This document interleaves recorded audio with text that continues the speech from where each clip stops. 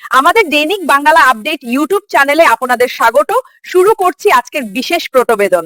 পশ্চিমবঙ্গে যে সাইবার ফ্রডের ঝড় চলছে, বিশেষ করে fake call centres, UPI scam, OTP চুরি, এগুলোর বেশিরভাগই এআই দিয়ে অনেকটা আটকানো সম্ভব। কয়েকটা উপায় বলি সহজে। একটি, কলের সময়ে real time voice check. AI শুনে বুঝতে পারে ভয়েসটা ডিপ ফেক কিনা, অথবা স্ক্রিপ্টেড ফ্রড কলের মতো শোনাচ্ছে কিনা।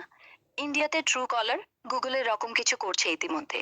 টু, ট্রানজ্যাকশন প্যাটার্ন দিয়ে ধরা।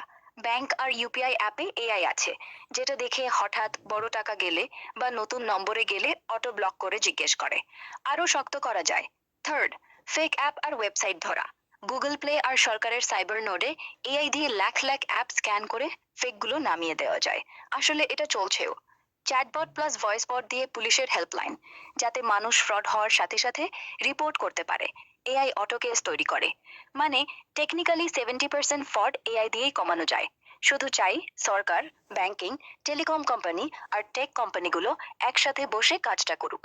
তুমি যদি বলো কবে হবে, তাহলে বলবো টাকা আর ইচ্ছা থাকলে 1-2 দশরেই অনেকটা হয়ে যায়, না থাকলে চলতেই থাকবে। সংশোধন মানে তো লাখ লাখ ফর্ম, ভুললাম ঠিকানা, একই লোক একাধিকবার লিস্টে। এসব এআই দিয়ে কয়েকদিনেই ঠিক করা যায়। যেমন ভয়েস রেকর্ডিং দিয়ে আইন আছে, নয়তো অডিওতে প্রমাণ নিয়ে ফর্ম চেক করা যায়। আবার ফেস রেকগনিশন দিয়ে ছবির দিকে মিলিয়ে দুবার ভোটার কিনা তা বের করা যায়। এমনকি গুগল ম্যাপ দিয়ে ঠিকানা ভেরিফাই করা যায়, কারণ অনেকের ঠিকানা বাংলায় লেখা, জিপিএস এ মিলে না।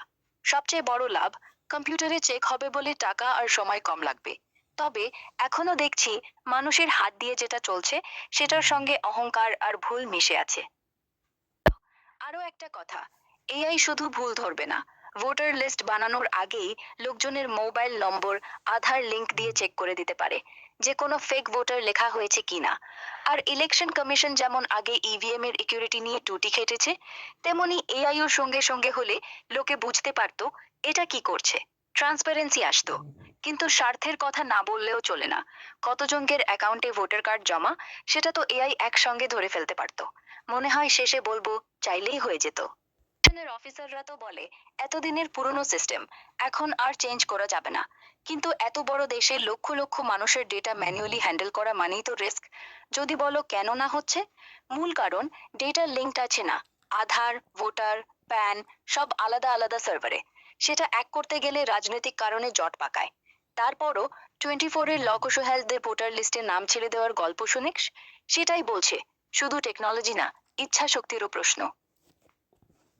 অনেকটা তাই এই তো মনে হয়। যদি ভোটার লিস্ট ঠিক হয়, ফেক ভোট মাটি, প্রত্যেকের ছবি ঠিকানা চেকড, তাহলে তো ভোটার গণনায় রাজনৈতিক ইঞ্জিনিয়ারিং কমে যায়। আর কে চায় সেটা?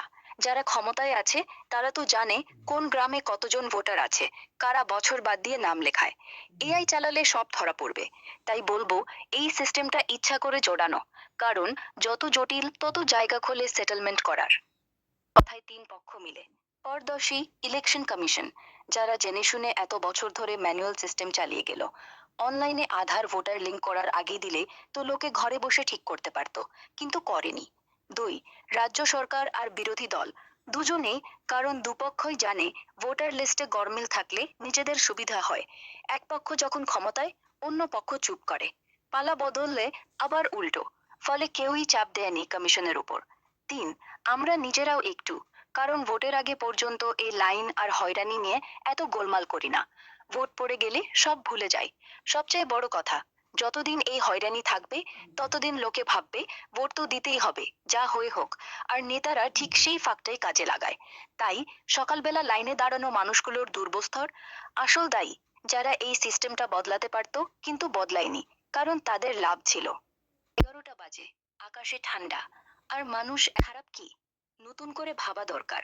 কিন্তু একটা জিনিস বলি, এই ভাবাটা যখনই আসে তখন রাজনীতির চোখে ভাবে। আর টেকনোলজির কথা বললেই বলে ডেটা লিক হবে, গরিবের মোবাইল নাই। কিন্তু সত্যি কথা কি, গরিবেরও তো আধার আছে, বেসিক অ্যাপ খোলার জায়গা আছে, আছে প্রত্যেকের হাতে ফোন। তাহলে বাকিটা শুধু নতুন করে ভাবার নামে ভাবা, কিছু বদলাই না। থাকা উচিত, সেটা শুরু করলে হবে।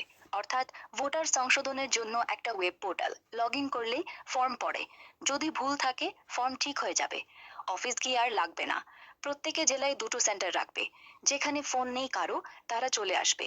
বাকিটা অটো। তাই শুরু না হওয়া নয়, শুরু হচ্ছে না, সেটাই প্রশ্ন। আমার কানে এসেছে একটা গল্প। কলকাতার এক মহিলা সারাদিন লাইনে দাঁড়ানোর পর ফর্ম পেলেন, কিন্তু নামের বানান ভুল। নাম ঠিক করতে আরেক দিন আসতে হবে। সেই দিন আসেনি। আজ সকালে মৃত্যু। এমন একজন যে শেষ 8 মাস ধরে ভোটার সংশোধনের জন্য ছুটোছুটি করছিলেন, কিন্তু লিস্টে নাম থাকলো না। এটা কোনো ছাইনীয় গল্প না, রোজকার ঘটনা।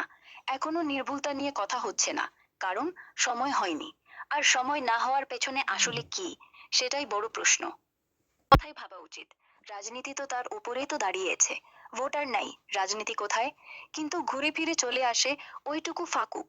নির্বাচনের সময় লাইন, ফর্ম, চাপ, তারপর 5 বছর ভুলে যাওয়া। রাষ্ট্রীয় যদি সত্যিই মানুষে, তাহলে লাইনে দাঁড়ানো কেন? একটা অ্যাপে নাম চেক চাইলেই ঠিক। কিন্তু না, সিস্টেমটা বড়। বড়ত্বের নামে যত অযথ গলমাল। এখনো যদি ভাবে না, তাহলে আর কি ভাববে? পড়াশোনা বন্ধ করে স্কুল কলেজকে ভোটার সংশোধনের অফিসে বানানো হচ্ছে। টিচাররা ছাত্ররা পড়ানোর বদলে ফর্ম ভরছেন, লাইন সামলাচ্ছেন। এর মানে কি দাঁড়ালো? রাষ্ট্রীয় কাছে শিক্ষা আর নির্বাচন দুটোই এতটাই অগোছালো যে একটার খেসারত দিয়ে আরেকটা চালাতে হচ্ছে।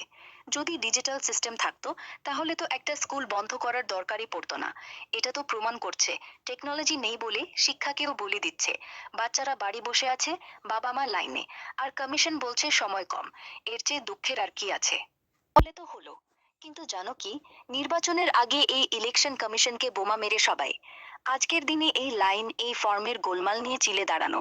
একটু মনো করার শুরু পড়ো। এই দাঁড়ানোর নতুন কন্টেন্ট, এটাও বললেই হবে। দিনলেল সেটা হবে, কিন্তু 5 মিনিটের মধ্যেই তাদেরও ভোটার লিস্ট ঠিক হওয়া দরকার বলে একটা স্ট্যান্ড দিয়ে পড়বে। তারপর ভোট দিয়ে জিতলেই সব ভুলে যাবে। নতুন করে ভাববে।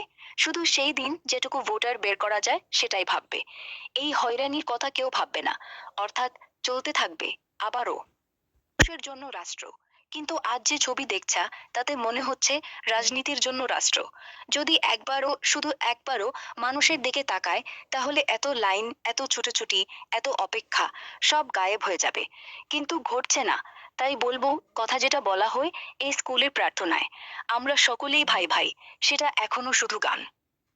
যা চাপা পড়ে রাখবে, একদিন মানুষের তাকেই বলতে হবে, এইবার বস, শোন। ভোট দিয়ে রাস্তায় নেমে কলমে লিখে। তখন রাষ্ট্রীয় যদি না শোনে, তো আর কে সে নেবে? যতদিন না রাষ্ট্রীয় নিজের থেকে বলবে আমরা তোমাদের জন্য, ততদিন এই লাইন, এই অপমান, এই অপেক্ষা চলতেই থাকবে। কিন্তু একটা সময় আসবে, যেটা কোনো আইন বা আদেশ নয়, মানুষের নিজের স্বাদ থেকে আসবে। তখন হোক না, এই দিনগুলোর জন্য একবার না একবার শেষ হবে। আশা করি তাড়াতাড়ি হয়।